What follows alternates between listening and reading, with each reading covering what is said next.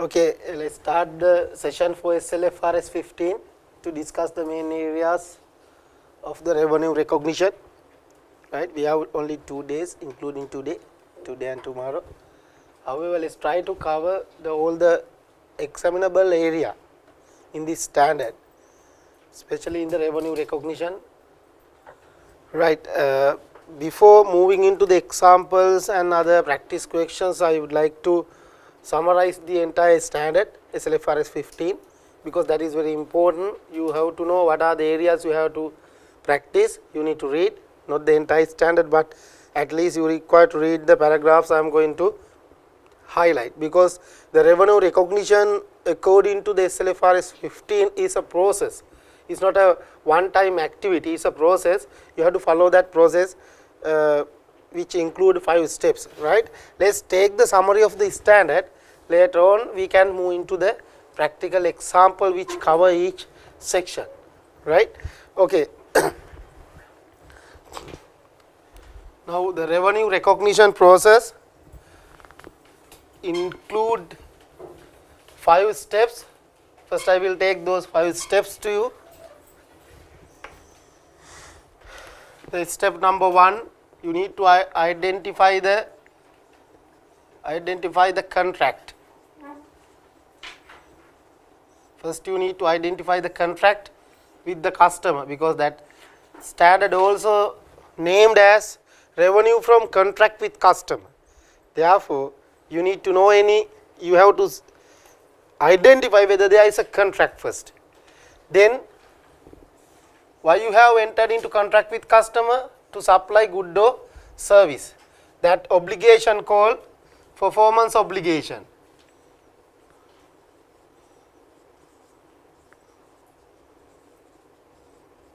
You need to identify the performance obligation after the contract identification.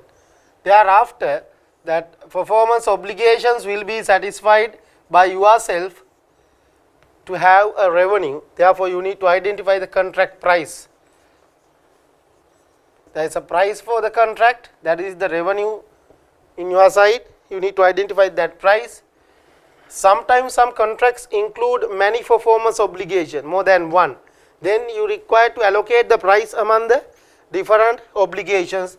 Therefore, step number 4, allocate for contract price. Allocate contract price among the performance obligations. Thereafter, according to the satisfying of the performance obligation by yourself to the customer, you will recognize revenue.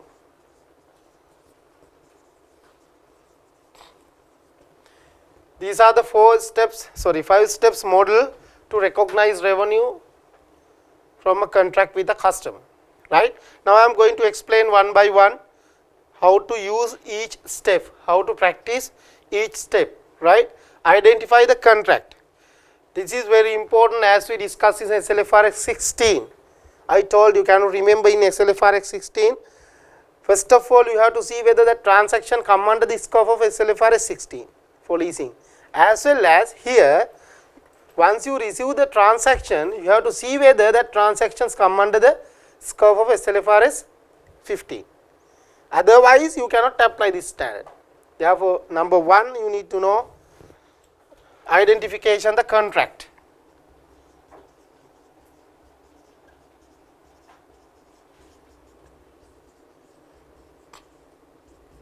That is in paragraph 9 of the standard. Paragraph 9 of the standard.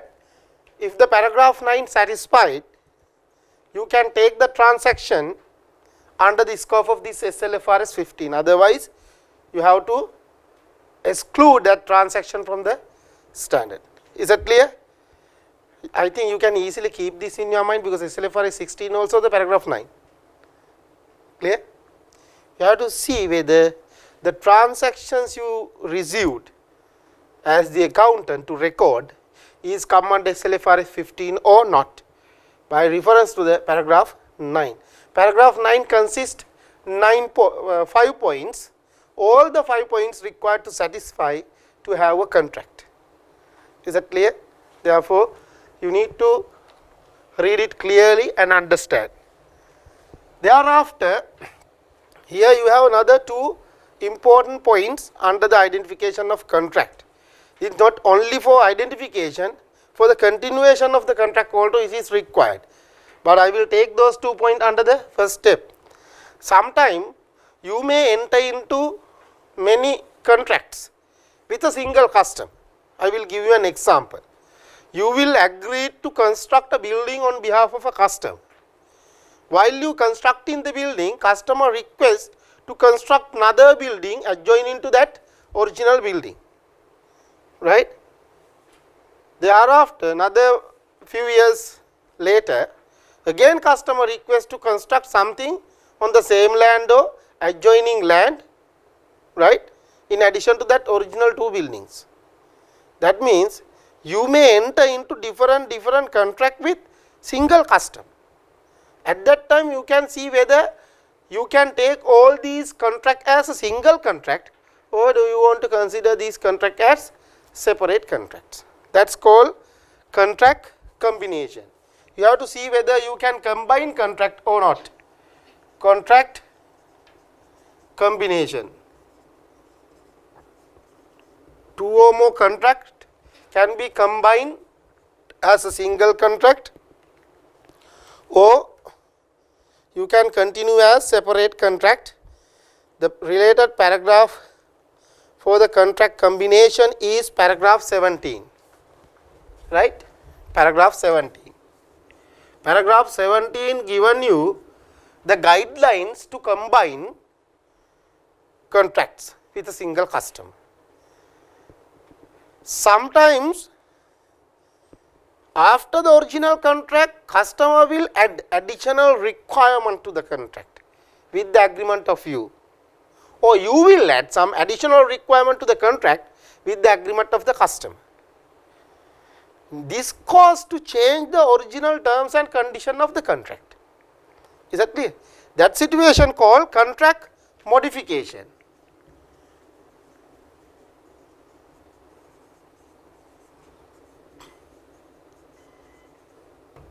Therefore, you need to know how to account for contract modifications also.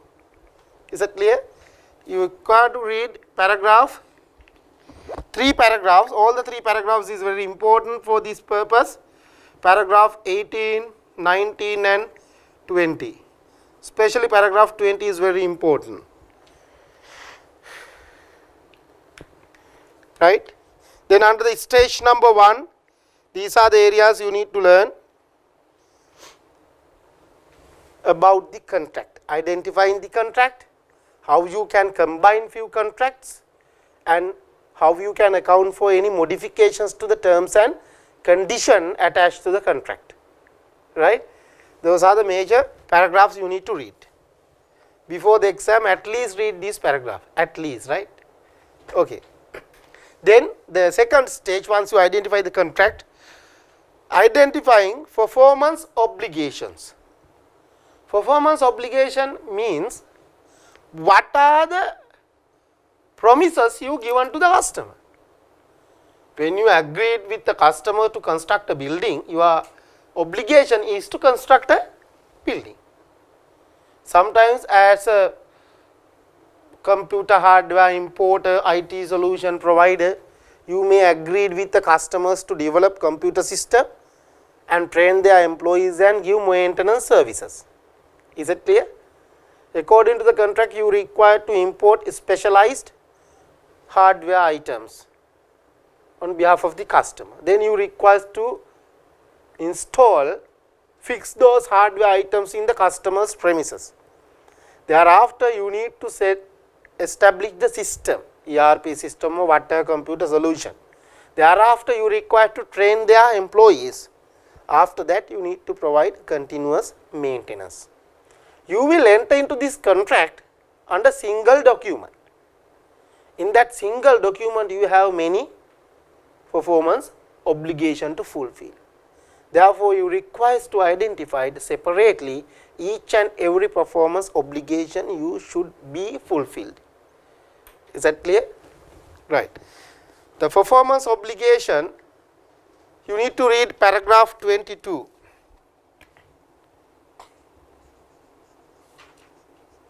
What is performance obligations? Paragraph 22.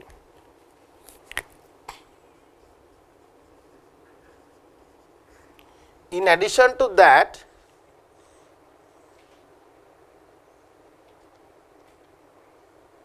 better to read paragraph 26 and 27 also.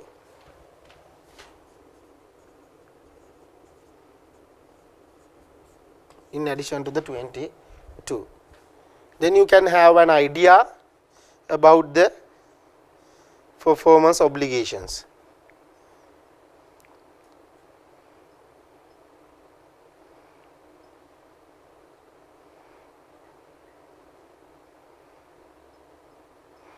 Then the stage number 3, identifying the contract price.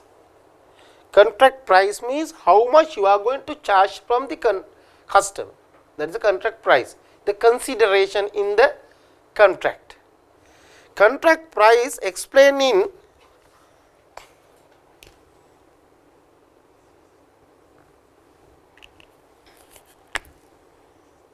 contract price and types of prices. Different prices you have explained in the standard. Those points I have explained in paragraph 47 and 48. Paragraph 47 and 48. Especially paragraph 48 explain types of contract prices, different types of the prices, different nature of the price, right? Therefore, better to read that paragraph 48 especially to understand the different types of the price. Now that paragraph 48 given you additional guideline in additional paragraphs about different types. For an example, sometimes you may charge variable consideration. The consideration will vary time to time during the contract period. Sometimes your price may include a finance component. Finance component will be charged for the time. Your consideration may include finance component, right? Sometimes in addition to the price you charge, you may be responsible to pay for the custom. Is that clear? You may be responsible to transfer some amount to the customer as part of the contract. Therefore, you have different type of contract. It has been explained under the paragraph 48. Thereafter, you have to allocate the price among the performance obligations you identified under this process.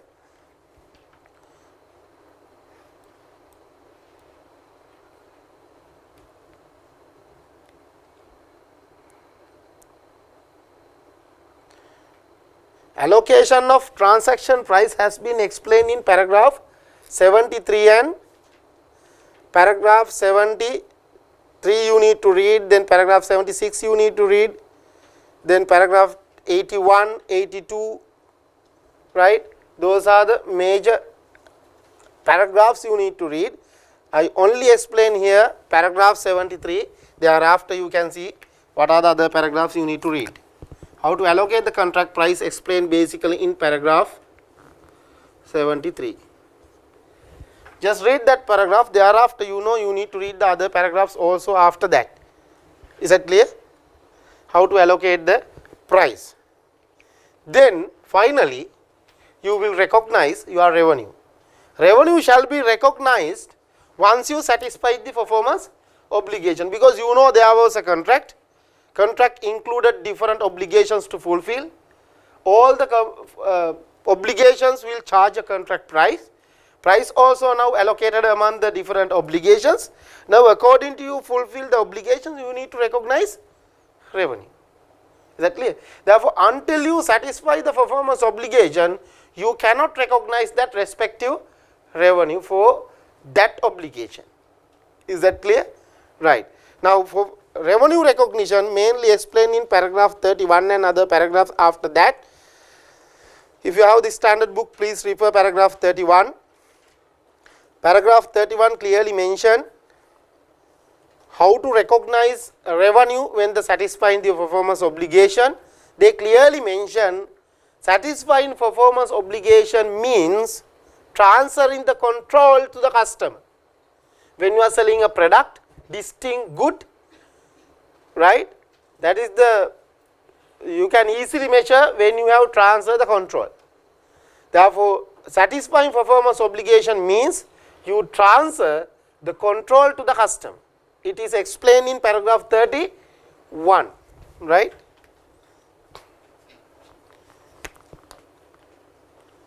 When revenue recognized. Paragraph 31.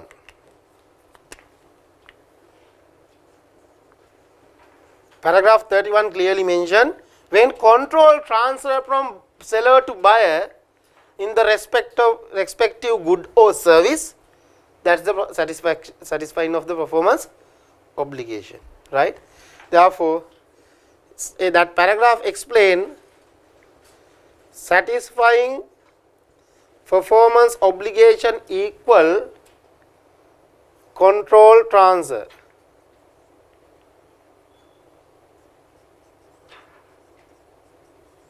Transfer of the control. Is that clear?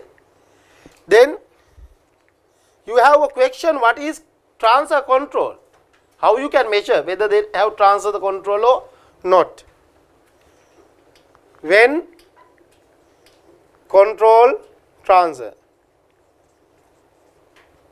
Paragraph 34 explain how you can measure whether transfer control or not. Right.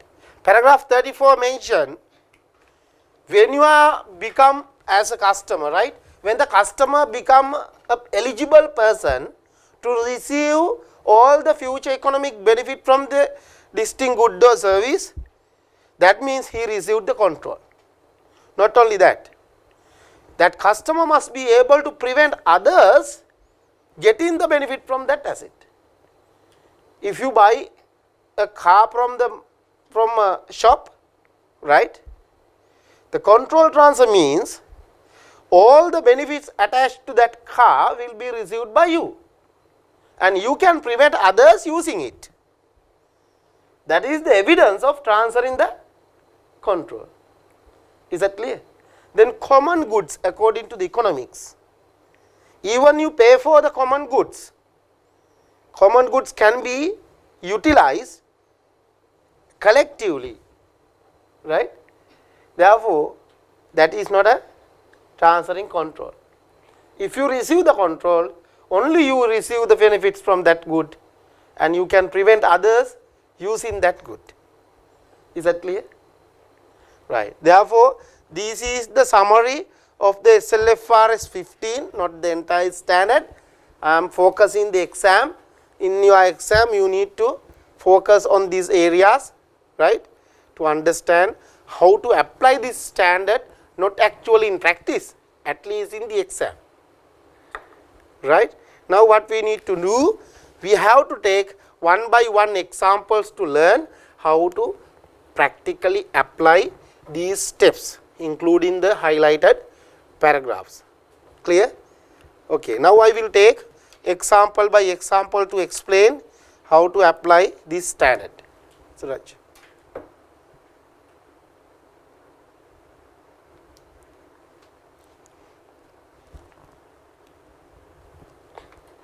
Right, let us take example by example. Here, this is a simple example.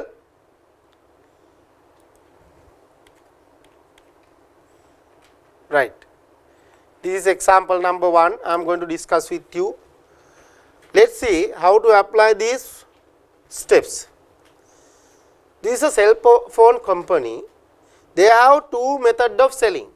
One, they will sell the mobile phone with the package.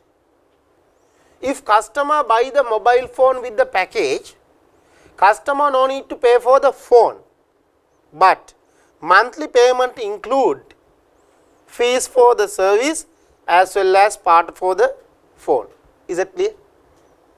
For example, say phone 10,000, your monthly bill will be usage plus 1,000. Then over 10 months you will pay for the phone also. Is that clear? This was practiced by Lankabel, Suntel when they introduced CDMA phones. Initially Lankabel introduced, thereafter Telecom use it, right? There are including Suntel also did it, right? They distributed their CDMA phones all over the country without charging, but they added part of this mobile phone cost, sorry, CDMA phone cost to the usage bill. That is a one method of selling the phone and SIM. Other method, you directly sell the phone, then you will charge service fee for the usage. Both method given here, right? The number one, this method,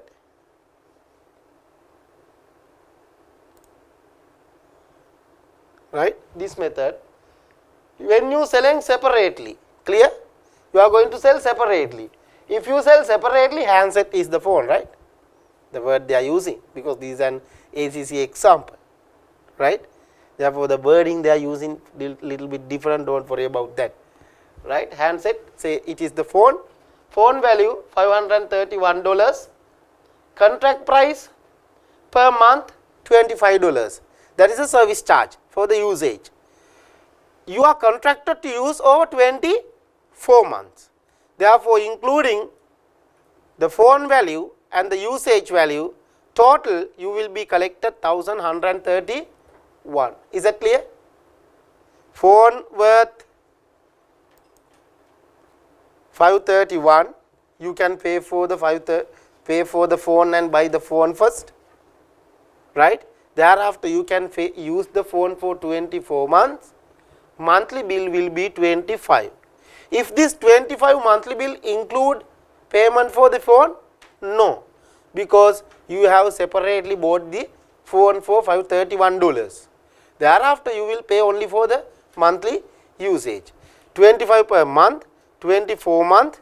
Therefore, payment will be 600 altogether. For the phone and the usage, you will pay to the company, or assume you are the company, you will charge from the customer 1,131. If you sell separately. If you sell as a bundle,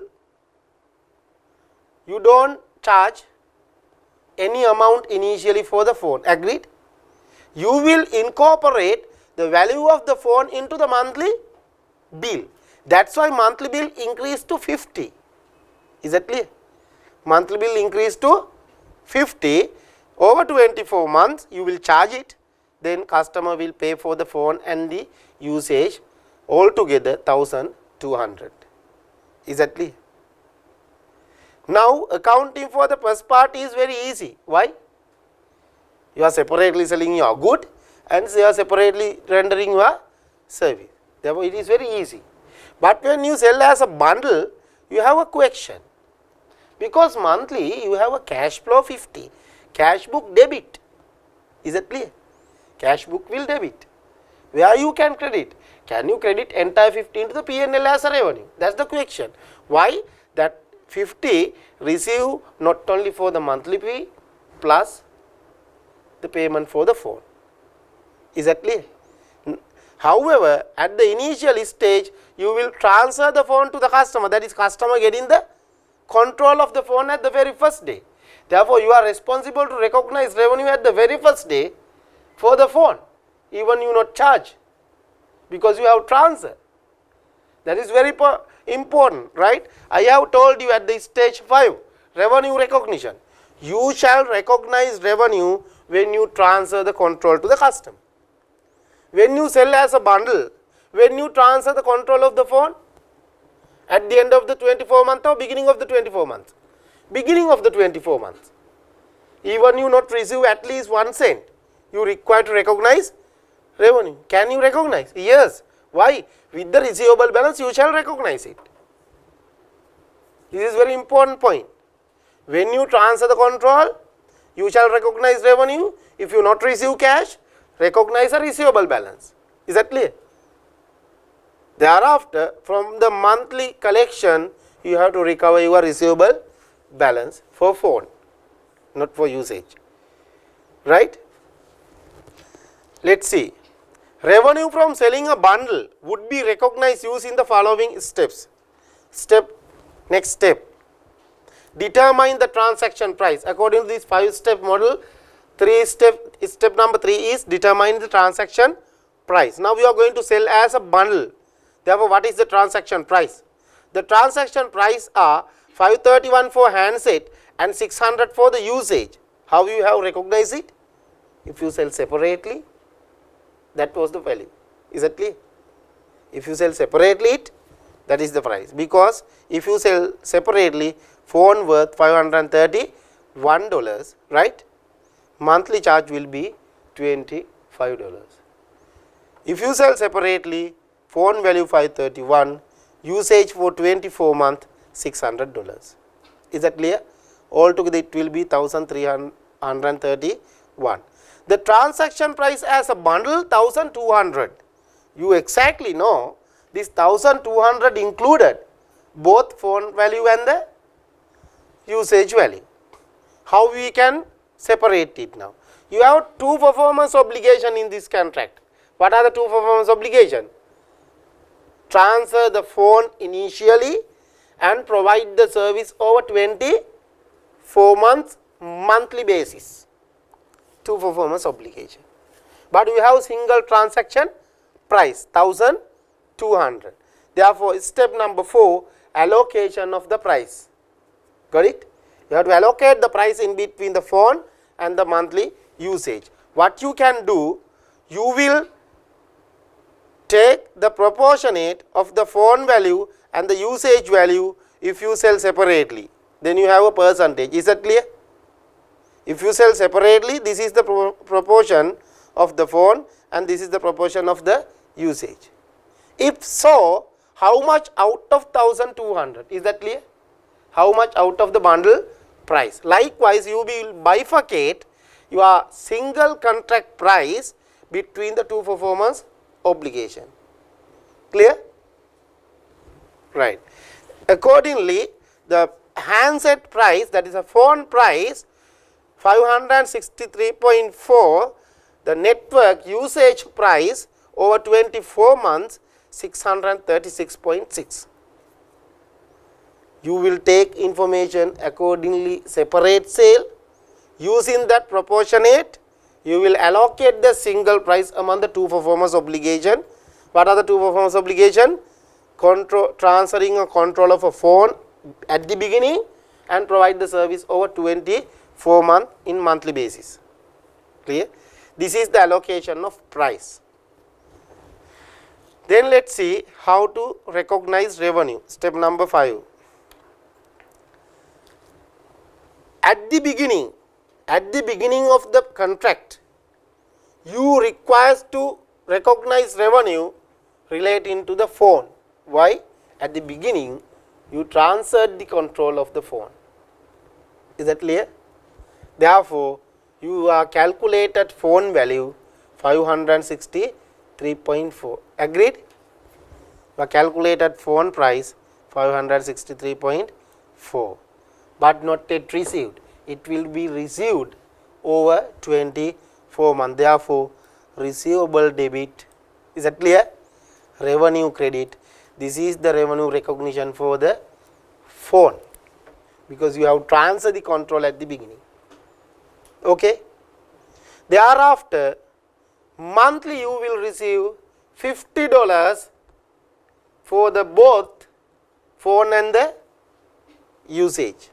Therefore, now you require to divide 50 in between the phone and the usage. Use the same proportionate, right? Now, the entire usage value 636.6. Remember, entire usage value out of the 1200, this is the phone value, then this is for the usage value.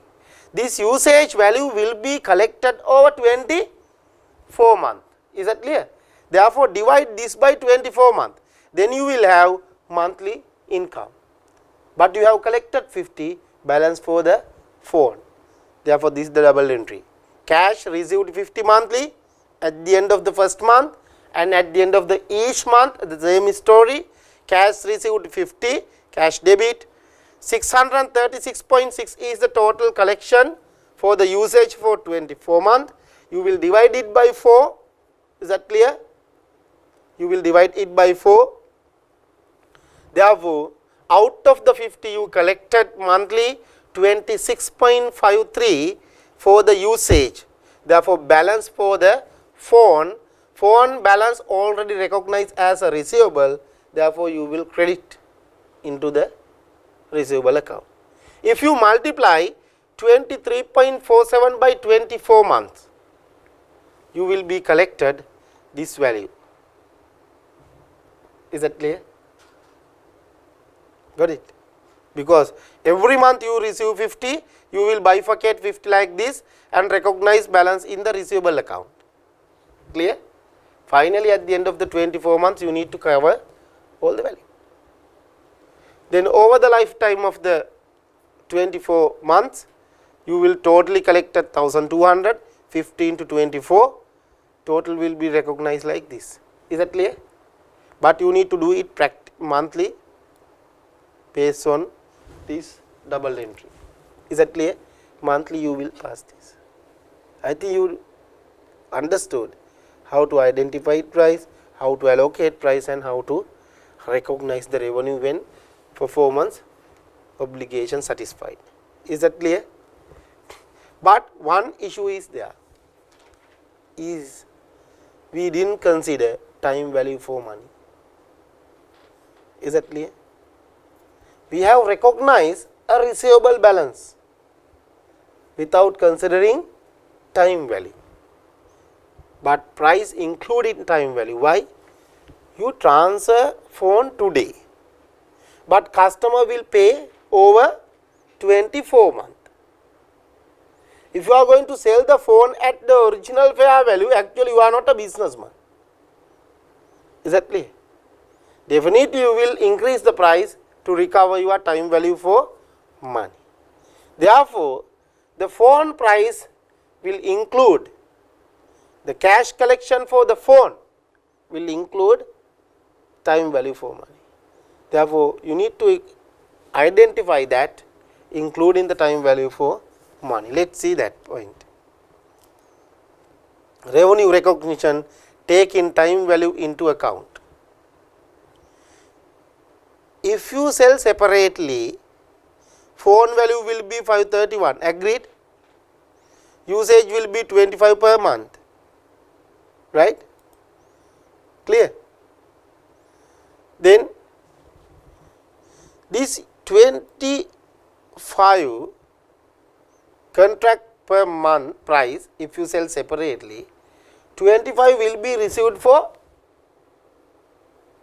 the usage, not today, over 24 months, right? Therefore, you need to discount that amount to be collected when you are going to collect as separately. Assume discount rate 12% per annum. If so, per month it will be 1%. This is the discounting factor for 24 months if the monthly rate is 1%. Is that clear? Annual rate is 12%, monthly rate is 1%. If you multiply this 25 by this accumulated discounting factor, this is the present value you will be collected. This is the present value of usage, this is the present value of phone, because you will pay today in a separate transaction. Therefore, this is the total value you are going to collect. Clear? What you did? You have taken separate price of the phone, you have taken monthly fee over 24 months, therefore, you have discounted using 24 month this accumulated discounting factor. Then this is the present value of future receivable. Then for the phone usage, this is the phone usage, total 1062. Let us see how we are going to account it. Now, phone value 531, usage value also 531. Is that clear? Got it? Therefore, total 1062. If you take this as a percentage 50%, this as a percentage on total 50%. Now, phone value 50%, usage value 50%, right. Therefore, you can divide 1062, 531 among the handset and network. At the initial day, you will transfer the phone, therefore, phone value become receivable. Receivable debit, revenue credit. Thereafter, after monthly you will receive 50 phone and the usage, therefore 25 will credit into revenue for the usage, balance 25 will credit into the receivable account. Why it credit 25? Because now you have a receivable balance of 531. Is that clear? Now you are using time value for money. Therefore, you need to recognize the interest income also. Got it? I will use an Excel sheet to explain further.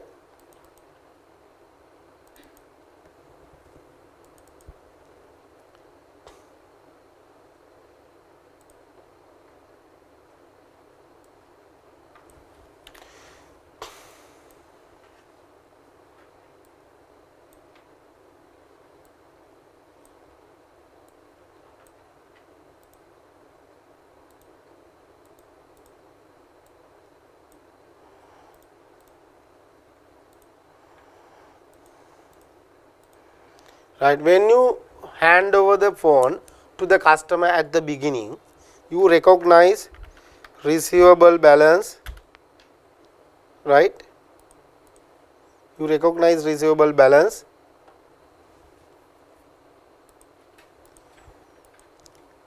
credit into revenue account, sales of phone $531. Agreed?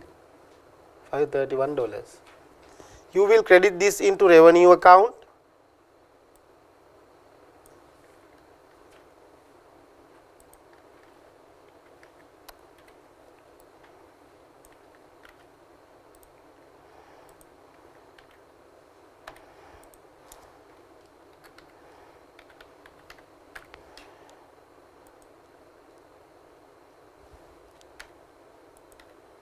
we will recognize as receivable here in the revenue account 531. This is the sale of the phone. Clear? Now you consider time value for money. Based on that, you know the monthly receivable of 50 will be equally divided into phone 25 and another 25 for usage. Since you have considered time value for money, this is the present value. These are receivable. This is just like an amortized cost financial asset. Therefore, now you require to recognize interest income in your P&L. Is that clear? This is the opening balance into 0.1% because you discounted using 1% per month. Is that clear? Therefore, your interest income will be, is that 5? Yeah, 5.31, right? Then you will receive cash from the customer per month 50, cash debit, here credit 25, balance 25 will credit into revenue.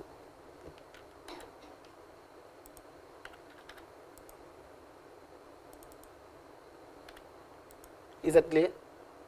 When it's come to the end of first month,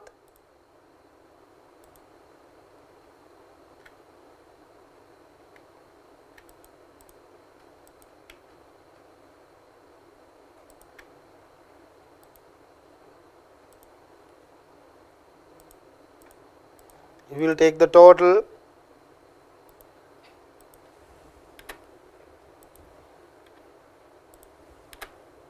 this is the carried down value and this is the next month opening balance. Again you will recognize revenue on this 1% and you will recognize second month cash only 25 out of 50 here, balance 25 goes to P&L as a revenue for usage. right? Likewise, you will continue this up to end of the 24 month, then this will be ended with 0. Is that clear? That is how you need to recognize revenue if you consider time value for money. Got it?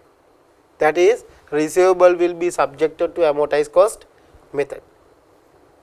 Clear?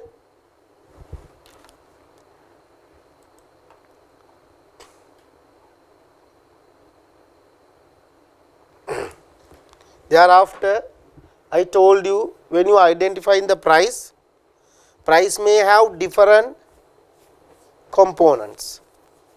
Please turn your paragraph number 48. 47 and 48 are the given paragraph for the price. Sorry, 47 and 48, yeah. These are the relevant paragraph for the price.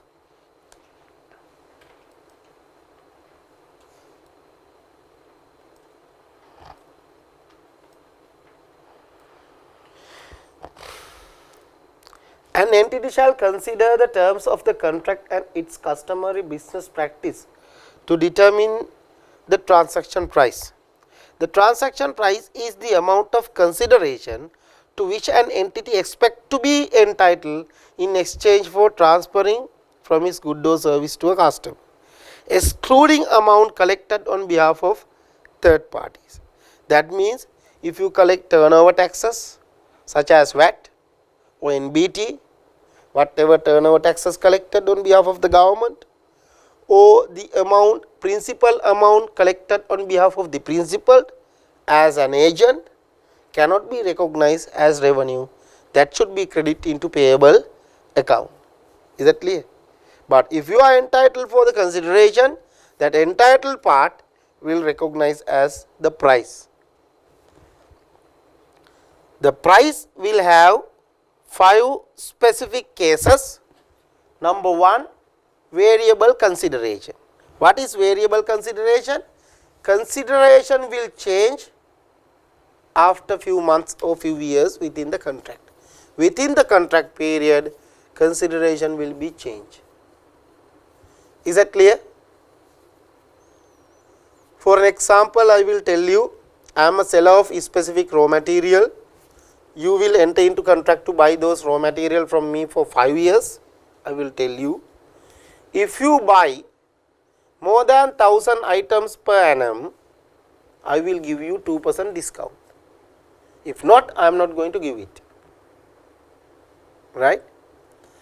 In the first year, first, second, third months, you are continuously buying. If I am confident that you are going to buy more than 1000 items within the first year, I cannot charge 100% because I agreed to give 2% discount. If I believe you are not going to buy 1000 units in the first year, I am not going to reduce the discount. Therefore, first year may not be reduction. But when it's come to the second year or third year, you may confident that customer will buy more than 1000. If customer buy more than 1000 in the second year, the price you charge in the first year is always stated. Clear? Price need to be varied.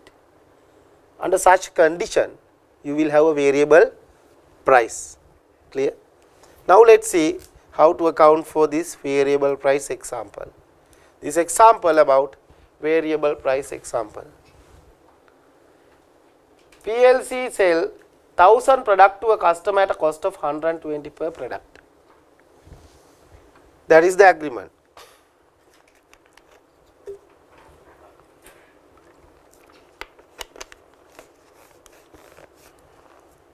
Please summarize this information, right? Company sell 1000 units to the customer at a cost of 120 per product. Cash is received when control of the product transferred. Company allows customer to return any unused product within 60 days and receive full refund. The cost of each product is 90. Company has considerable experience of selling this type of product. Based on this experience, it estimates that 950 product will not be returned out of 1000. Therefore, XPLC will not recognize revenue for 50 products. Is that clear? You agreed to sell 1000 units. You agreed to give full refund if they return the product. But according to your experience, you believe 950 units won't be returned. Therefore, you shall recognize revenue only for 950 items because you are confident that 50 items may be returned and you are responsible to refund. Clear? Let us see the accounting treatment. You will receive cash for all the items from the customer, 1000 into 120, 120,000. Clear? But you know they will return 50 according to your experience. Therefore, you will credit revenue only 114,000, which is 95 units. Clear? You will credit 114,000, which is 950 units. Clear? Then the balance 50, their value will be recognized as a refund liability since you are confident that customer will refund. Therefore, you have not recognized entire 120 for all the items as the revenue since the revenue was varied. Clear?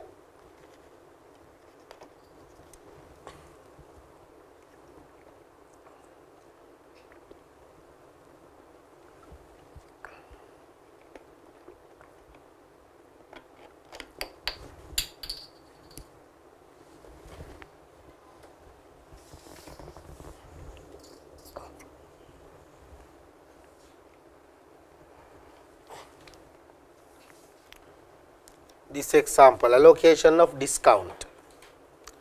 XPLC sells 3 products at the following standalone selling prices. You have 3 products A, B and C. Clear?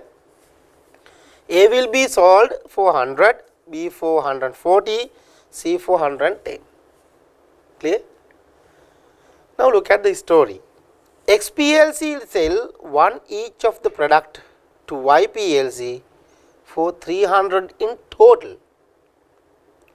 Product B and C are sold regularly together for 200 as a discount of 50 on the combined standalone selling price. XPLC sell one of each product to YPLC for 300 in total.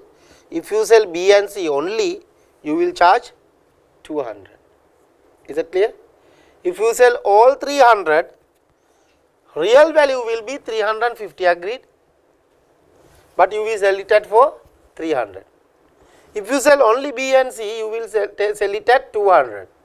200 means again 50 discount because B and C worth 250.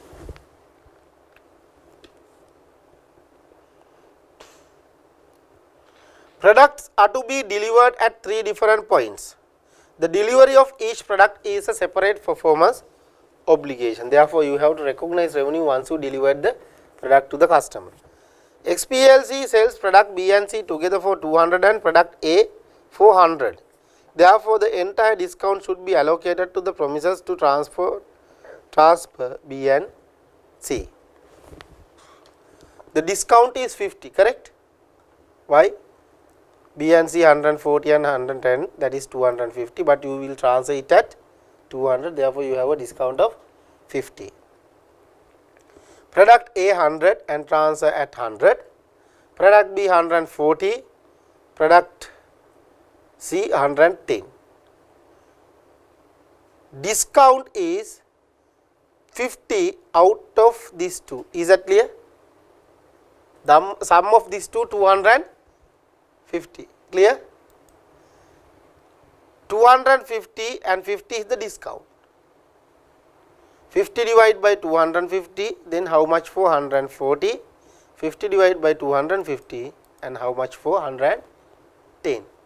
Therefore, allocatable discount will be 28 for product B, 22 for product C. Hence, the selling prices are 112 for B, $88 for C. Okay? See how they have allocated. Is that clear?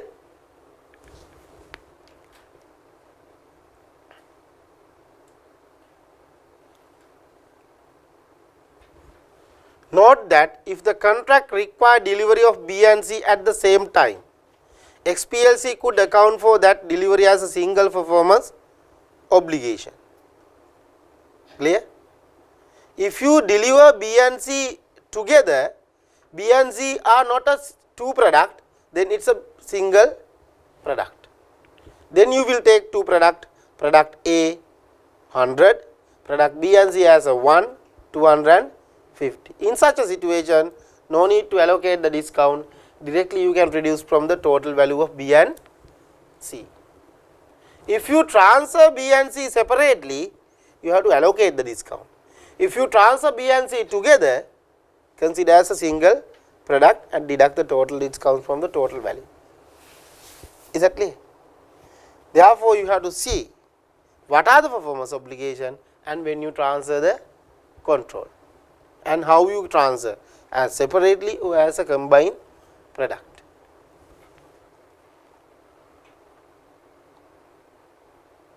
Okay, same example.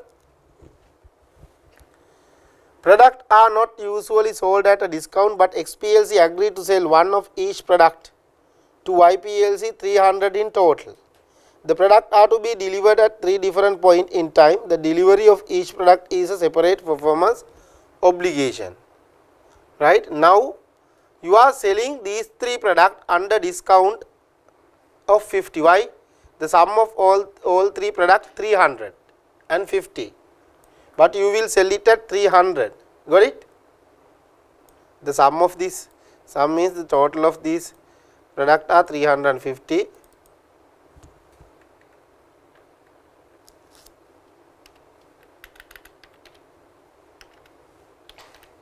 Right, 350. You are going to sell all 3 products in different stages at 300. Now you have a discount for all the 3 products 50. Clear? Then what you need to do? Allocate this 50 discount among all the 3 products based on this value. Total value 350, discount 50. Clear? Then how much for their prices? Then you will have these discounts and net price. Clear?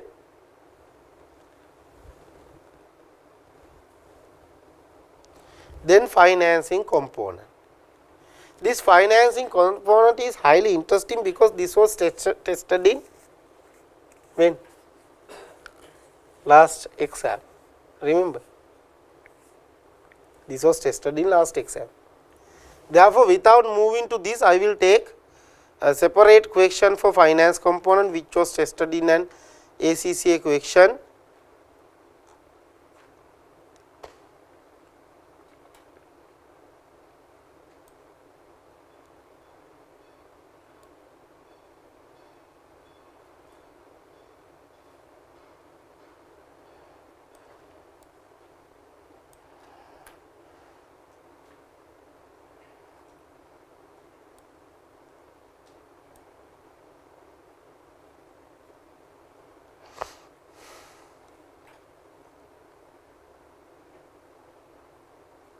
Take this example number 1, this question number 4. Take this example number 1. I will give you 10 minutes to account this, sorry, 5 minutes to account this, try to account this. Only example number 1, right?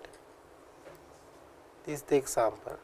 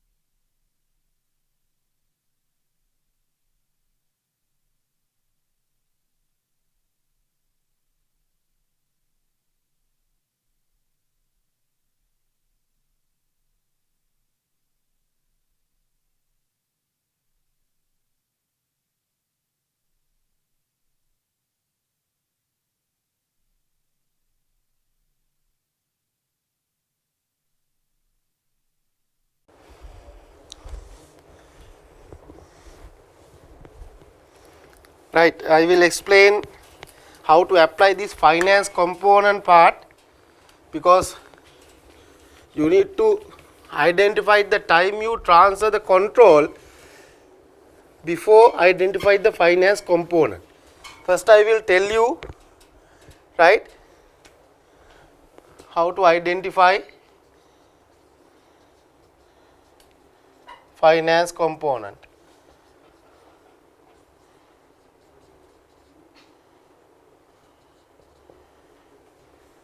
You have to divide the transferring the control into two. Basically you have three, right? Basically you have three categories, but this finance component will arise under only two categories. I will take all three. Number one, cash receipt and control transfer will occur together or same time. No finance component. NFC, no finance component.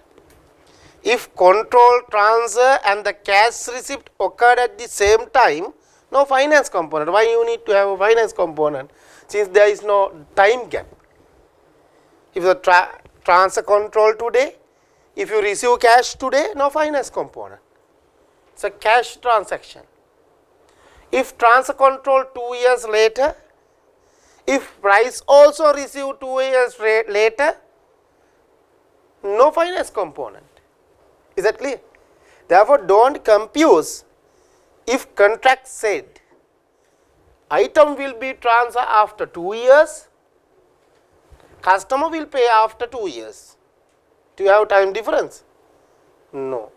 Therefore, finance component will arise when there is a time gap in between what? In between cash receipt and transfer the control. Is that clear? Therefore, when cash receipt, control transfer occur at the same time, no finance component. Very easy. Just like you are buying a 1 kilogram of sugar from the nearest shop. Is that clear? Just like you are buying any item from the nearest shop by giving cash at the same time.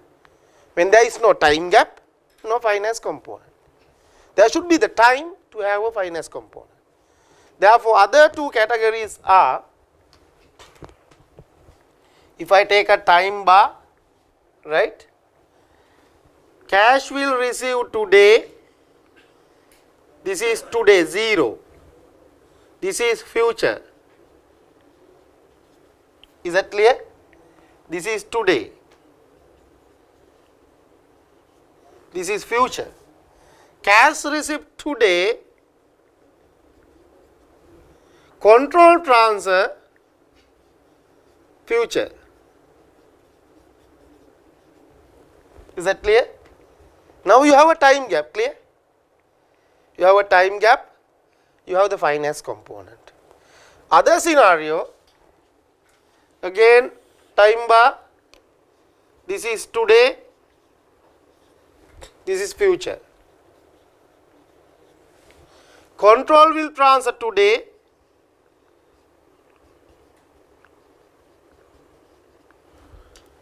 cash receipt future. Over single day of future, over period of the future. Is that clear? Sometimes installment by installment you may collect, even it is future. Clear? Or at a single point of future or over period in future. Clear? Cash will be received in future, control will be transferred today. Let's take this scenario first. You will receive cash today and will transfer control in a future day. Got it? When you transfer control in a future day, until you transfer, there is no revenue.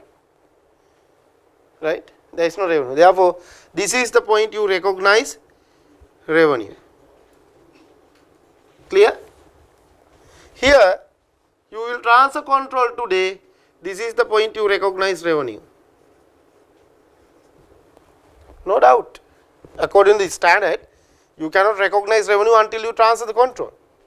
Now in this scenario, in a future day you will recognize revenue since you transfer the control on that day, but you received cash today. Therefore, debit cash, credit liability. This is called contract liability.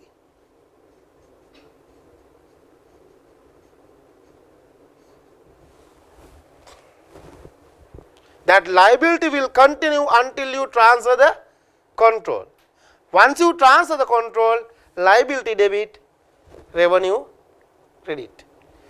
Therefore, here the double entry, debit contract liability,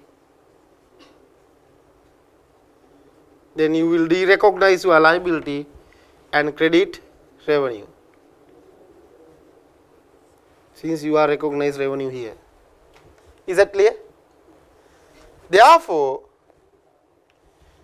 from this day to this day, once you recognize liability on this day, until you fulfill the obligation, you shall recognize what is? On liability, finance cost. You have a finance cost at amortized cost method. Liability credit, P&L debit. Liability credit annually, P&L debit as a finance cost. Then liability will increase up to this level. Thereafter you will recognize revenue once you transfer the control. Clear? For this purpose you can use incremental borrowing rate.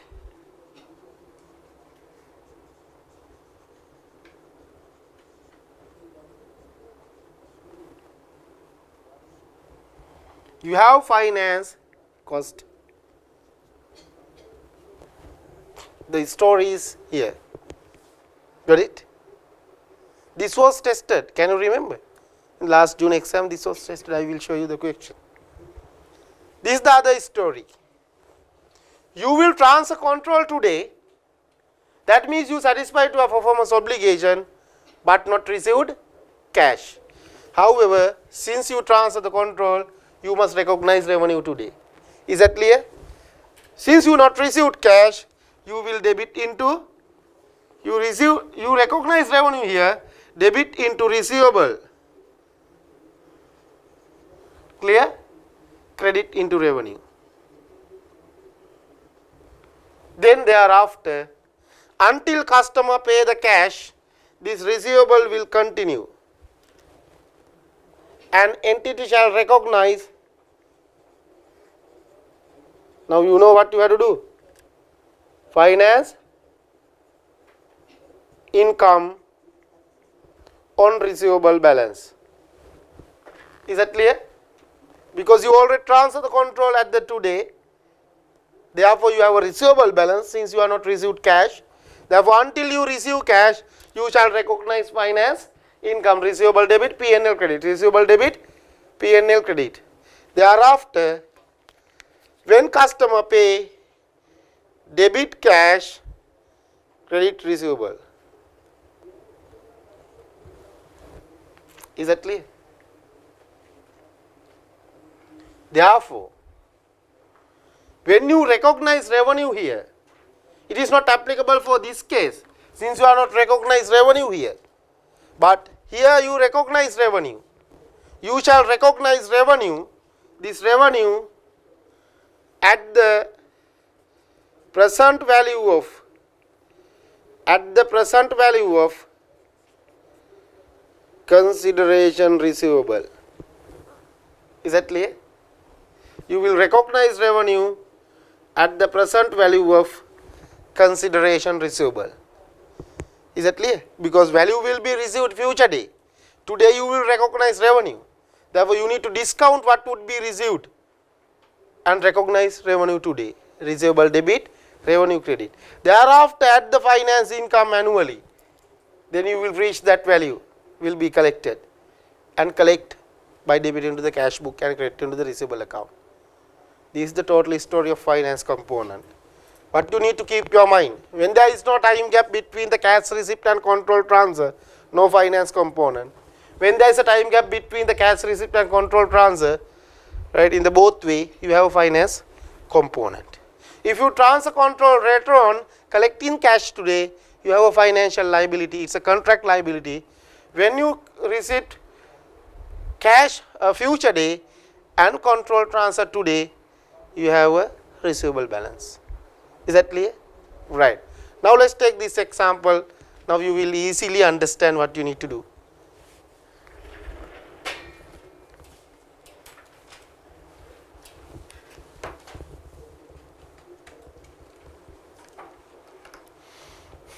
Tang enters into a contract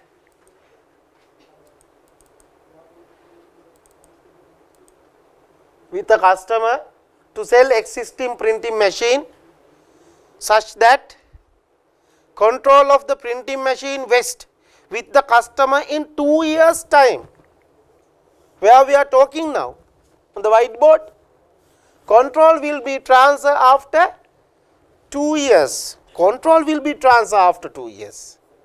If the cash also received after 2 years, ask examiner to remove this question from the paper, because nothing to do. Because exactly now you know control will transfer after 2 years. Clear? Now see, when customer going to pay? If customer will pay today, you will have a liability. The contract has two payment options. One, 240 pay today, or 300,000 will pay after 2 years. Clear?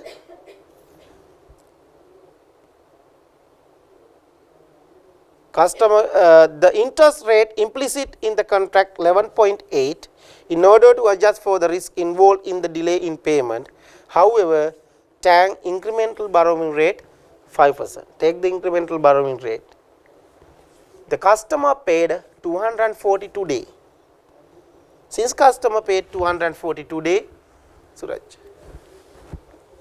you are in the second scenario on this board. The second scenario, cash pay today, transfer will happen 2 years later. Therefore, you will recognize debit cash, credit contract liability 240,000. Agreed? You will debit cash 240,000 today. You will credit contract liability 240,000 today. Then using the incremental borrowing rate of the entity 5%, you will recognize finance cost annually. Then it reach the total value at the end of the second year.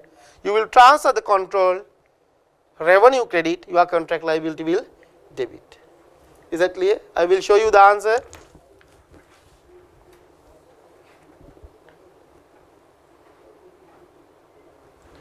This is the answer. When you receive cash, debit cash, credit contract liability 240,000. Thereafter, end of the first year, right? Shall we do it on a Excel sheet? Easily you can do.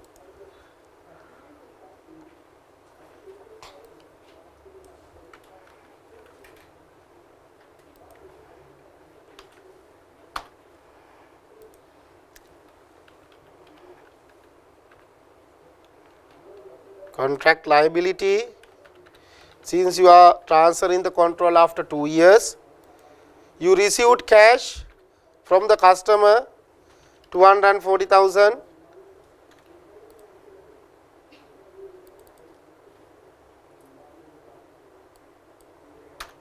Right? You will transfer the control after 2 years. Until that, you have a liability. Therefore, you must recognize interest cost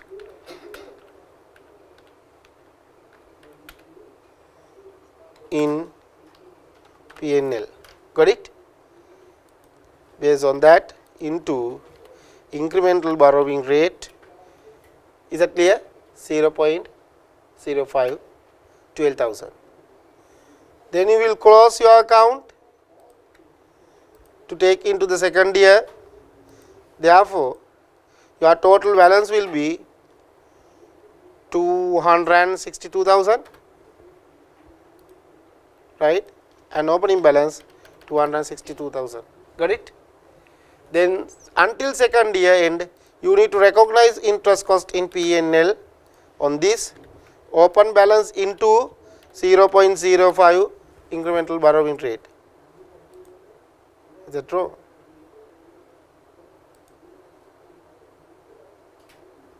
On this fifth, sorry, I did a mistake here, 252,000. Clear? 252,000 is the total, not 62. Right. Now you have reached the second year end. Now you require to transfer the control. The total value will be this much, 264,600.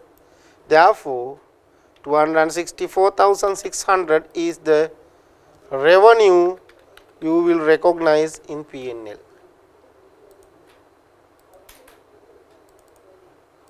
Clear? This will be transferred into profit and loss as revenue. Clear? This will happen when you receive cash early and transfer the control later. Is that clear?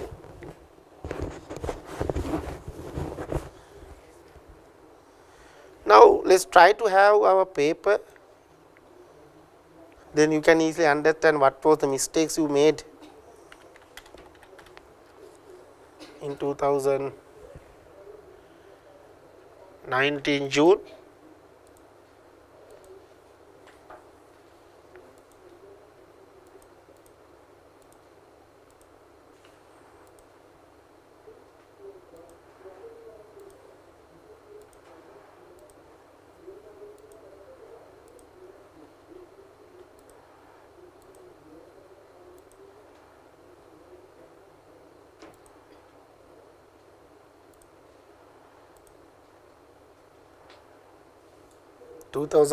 June, CFR, right, KC4, KC1.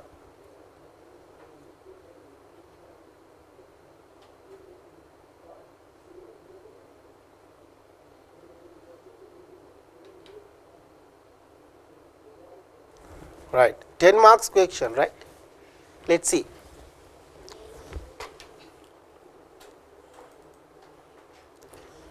NM Private Limited entered into contract with the customer. When you are talking about reading about this type of question, write a line, draw a line, time bar, and enter information there. Then easily you can draw up a mind map and easily you can solve the question, right? Enter into contract with the customer to build and install a new machine on 1st April 19. The contract entered date 1st April 19. Year 0, 1st April 19. Clear? Year 0 will be 1st April 19. The customer will obtain control over the completed machine in 2 years. Is that clear? The same story, right? If you have a chance, please refer last exam webinar series. I did the same example. The same example I did. Clear? I will show you that also, otherwise you are not believe it. I did the same example last time, but that same example tested here. Only the figures change. Look here, they enter into the agreement today. Control will transfer after 2 years. Is that clear? Until control transfer, you have a liability if customer pay today. Clear? Let's see. The contract has 2 payment options. See, wording also same, right? The customer now. I am talking to not only you, those who are going to watch this video also. Think, did you fail the exam only by 10 marks? This is the reason, right? Only 2 payment options you have.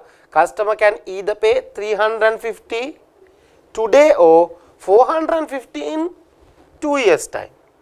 Now what customer selected? Customer elected 350 to pay today. Now, what is the difference of this question with that previous ACCA question, right? Company will have to incur 180 million during the first year, 31st March 20, and 120 million in the second year ending. That's about contract cost. That is a separate story about accounting for contract cost. Is that clear? Let's see how you have to account it.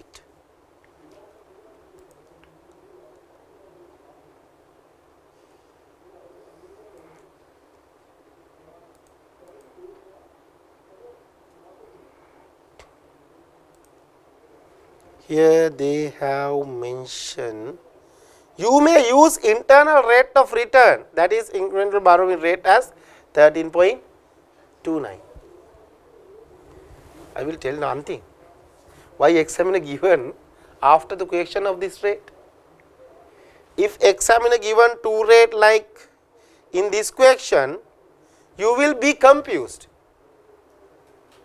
Here examiner told in ACCA question 11.8 is the implicit interest rate, incremental borrowing rate is 5%. Now a student will confuse what rate I will use.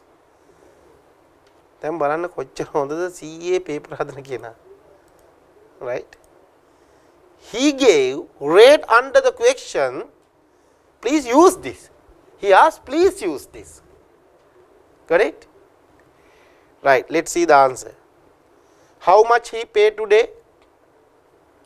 350. Do you need to recognize finance income or finance cost? Finance cost. First year finance cost, then first year end balance. Then second year finance cost, second year end balance. Cash received 350, contract liability credit 350. Is that clear? Then this is about the contract cost. Let's discuss later on. Then interest expense debit, contract liability credit for the first year. Interest expense debit, contract liability credit for the second year. Now you have the liability as 450, contract liability debit, revenue credit 450. Is it difficult?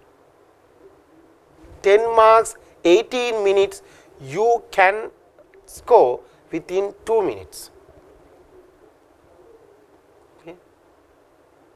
Unfortunately, I did the same example in last time also. Unfortunately. Now, fortunately, this time, this type of question not going to be tested. Because it was tested in last time. Right. Now, be motivated. Got it? Let's move into the original example we had.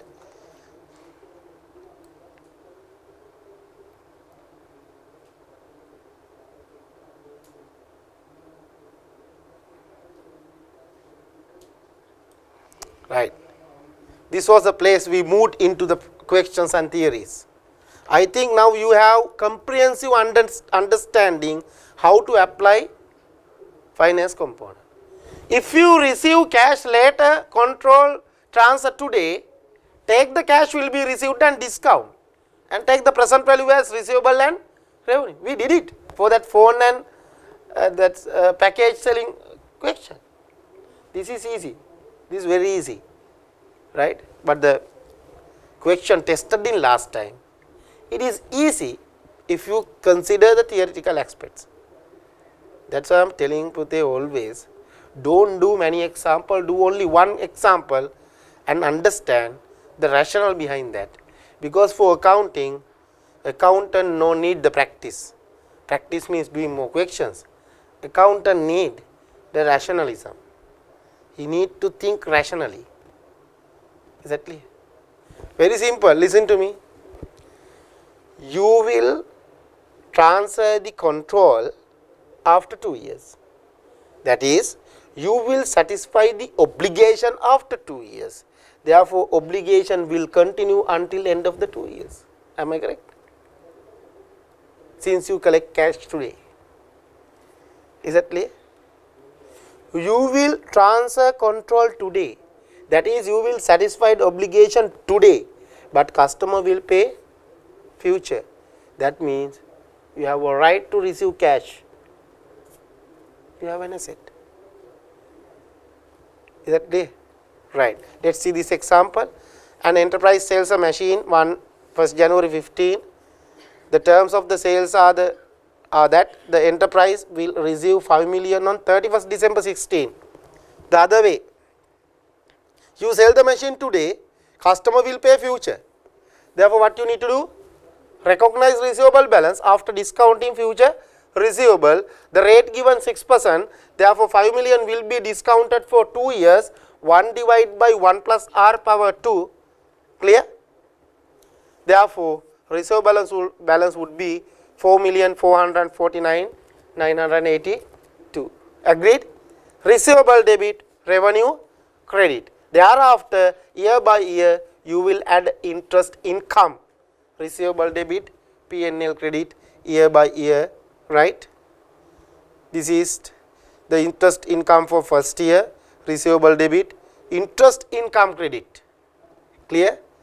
Then again second year, this is the interest income, receivable debit, interest income credit. Then you have 5 million, you will transfer, you will receive cash from the customer 5 million, cash debit, receivable credit. Is that clear? Now I think both sides is okay, right? According to my flow chart. Then this is the most important part. I believe this time you have a question from this topic. What is it? Contract modification. How to apply contract modification.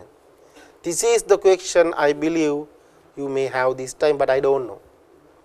Clear? Right.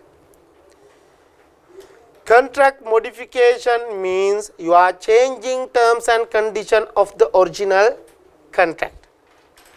I will simply explain first, right, before moving into the standard book, because standard book brings IFAC English. I am bringing very local English, therefore I will explain first. Contract modification means change in terms and condition. Basically, in a contract for sales, you have basic two terms. One, the good or service agreed to deliver or render, and the price agreed to receive. Got it? In a contract for sale, basically you have two terms. That is the transaction in both ways. One way you will deliver good, you will sell a good or deliver service, render service. In other side you will receive cash. The good or service should be delivered or rendered is the scope of the contract. Is that clear? The word we are using is the scope. What you have to do, what obligations you need to satisfy, called the scope of the contract. The amount you need to receive, you need to collect from the customer. The contract price is the consideration of the contract. Therefore, basically in a contract, you have a scope and the consideration. Two-way flow. Scope is the performance obligation you will satisfy. Consideration is the amount you will receive for the satisfaction of that obligation. If modification result to change both of this, got it? If modification means you are changing terms and condition of the contract during the contract period. If that changes resulted to change both scope and consideration, that is activities and the price, it shall be considered as a separate contract, not as a change in the existing contract. If both scope and price will change due to the modification, it is a separate contract, not a modification to the existing contract. Is that clear? You cannot join with the existing contract, keep it as a separate contract with separate ledger accounts in the ledger. Got it? I will give you an example. I am a vegetable planter in Nuwara, right? You are a businessman in Colombo. You will enter into contract with me to buy potato for 2 years. Clear? Monthly you will buy 500 kilograms. Monthly you will buy 500 kilograms from me, right? After 2 or 3 months, you and me agree to increase number of kilograms without changing the price. That is, we have changed the scope but not the consideration. Therefore, it is not a separate contract. To have a separate contract, both scope and price need to be changed. 2 months later, you and me agreed to increase the quantity by 100 kilograms and pay additional price for this 100 kilograms. Is that clear? Originally, we agreed to sell 500 kilograms at a fixed price. 2 months later, you and me agreed to add additional 100 kilograms with additional price. That means both scope and price was changed. Therefore, that additional part should be considered as a separate contract. Is that clear? If only scope or price change, only one change, it is a modification to the existing contract. You have to account with the original ledger accounts you are having. But if both scope and price change, you will take it as a separate contract.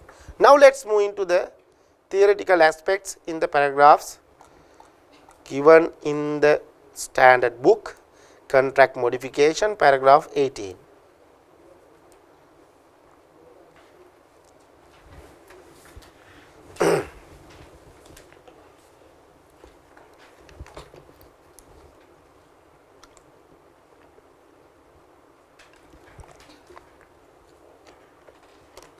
Suraj.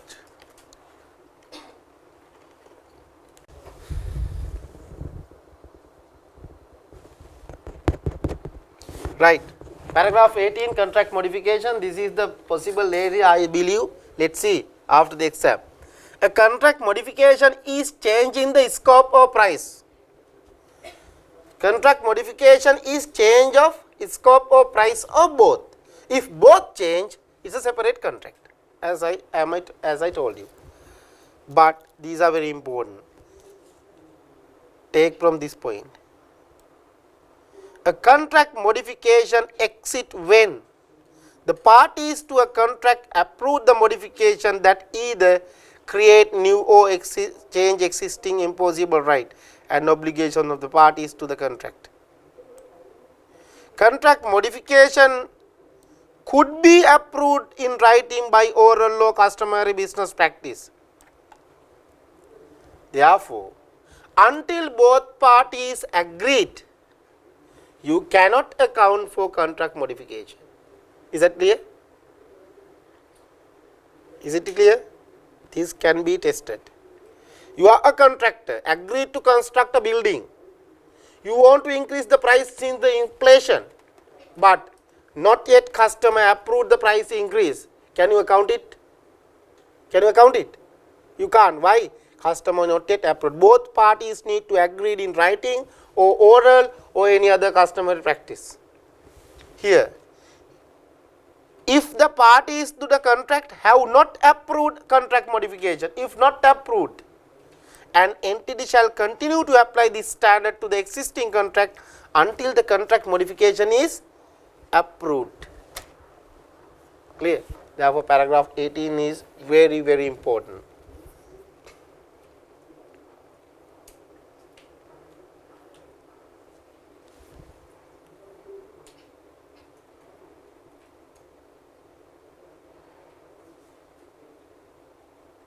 Then paragraph 20. Read other paragraphs, right? Entity shall account for contract modification as a separate contract if both of the following conditions are present. What are the two conditions? The scope of the contract increases because of addition of promised good or service that are distinct. Due to the modification, see whether you are agreeing to deliver additional good or service. Is that clear? In addition to the original good or service, See whether you have agreed to deliver additional good or service. Then see whether part B, can you receive additional price for that. Is that clear? If you can receive additional price for that, if you agree to deliver additional good or service, it's a separate contract. Got it? This is the area can be tested, I believe, but I don't know, right? Let's see this example. X entered into a contract to sell 100 units of product to Y PLC for 14,000. 100 units, 140 per unit, therefore 14,000 is the price. X PLC transferred control of each of the unit at a point in time. X PLC control 55 units. X PLC transferred control of 55 units to Y PLC. Now you agree to transfer 100 units. Up to this level you have transferred only 55 units. The contract is modified to require delivery of an additional 20 units to Y at a price of 130. Is that clear? You originally agreed to transfer 100 at 140. After delivering 55 units, you have modified your agreement to deliver another 20 units at a price of 130. Separate quantity, separate price.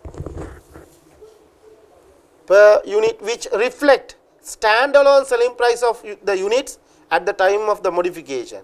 The additional unit are distinct. Separate 20 units at a price of 130.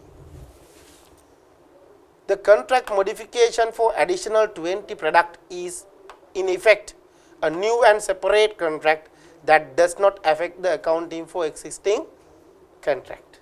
Is that clear? Got it? XPLC recognized revenue 140 per product for balance 45 units, and 20 unit additionally agreed will be recognized and 130 as a separate contract. You originally agreed to transfer 100, out of that you already transfer 55, you require to transfer another 45.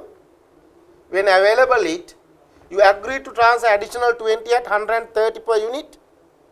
That is not affecting to the existing contract since both scope and price change. Therefore, you will consider that additional unit and that price as a separate contract. It will be recognized separately once you transfer. The remaining 45 will be considered separately at 140. Is that clear? That's the situation. Now let's take the second example. XPLC entered into a contract to sell 100 units of product to Y, the same story, agreed to sell 100 units at 140. Clear? Original contract. You transfer 55 units. Got it? You transfer 55 units. You have to transfer another 45. At which price? 140. Clear? Look at the modification. Why modify? Contract is modified to require delivery additional 20 units at a price of 100 per unit, which does not reflect the standalone selling price of the unit at the time of the modification. The reduced price is agreed to compensate Y PLC for late delivery of the above 55. Got it? What is the original story? Agreed to sell 100 at 140. Clear? How much you already transferred at the point of modification? 55. Additional, sorry, how much the further to be transferred? 45 units at 140. Keep aside the remaining obligation. What is the modification? You agreed to sell additional 20. What is the price? 100. Why that price 100? They have mentioned especially. Because when you deliver that original 45, you made a mistake. You delayed that delivery. To compensate that, you have to reduce the price into 100. Is that a standalone selling price or price attached to the original issues? Price attached to the original issues. Therefore, don't take as a separate contract. Take like this. Now you need to transfer further 65 units. The remaining 45 plus additional 20 as a single contract, not a new contract. Clear? Therefore, you have to account like this. 45 in 140, 6,300. 20, not a separate contract, since that 100 not reflecting separate price. It is reflecting the issues, compensation for the previous issues. Singaling කියනවා පෙර වැරදි දිනන නේද දී ඇතුලේ. Clear? You have previous issues. That value is 2,000, altogether 8,400. Therefore, for total 85 units, the price would be 129.23. Is that clear? Since this is not a separate contract. This is a contract modification, but not separate a contract, because that new price 100, not a separate price, for separately for the 20 units. It's a reduced price due to the mistakes you made in delivering original 55 units. To compensate that mistake, you have reduced the price. Therefore, it is not a standalone price. Can you make vissa venuwenma thiyena price එක නෙමෙයි, that is standalone price. It is not a standalone price. It is attached to the previous contract. Therefore, take as a single contract. Is that clear? That's how you have to apply this. Okay, let's stop the session now and let's continue the balance tomorrow evening.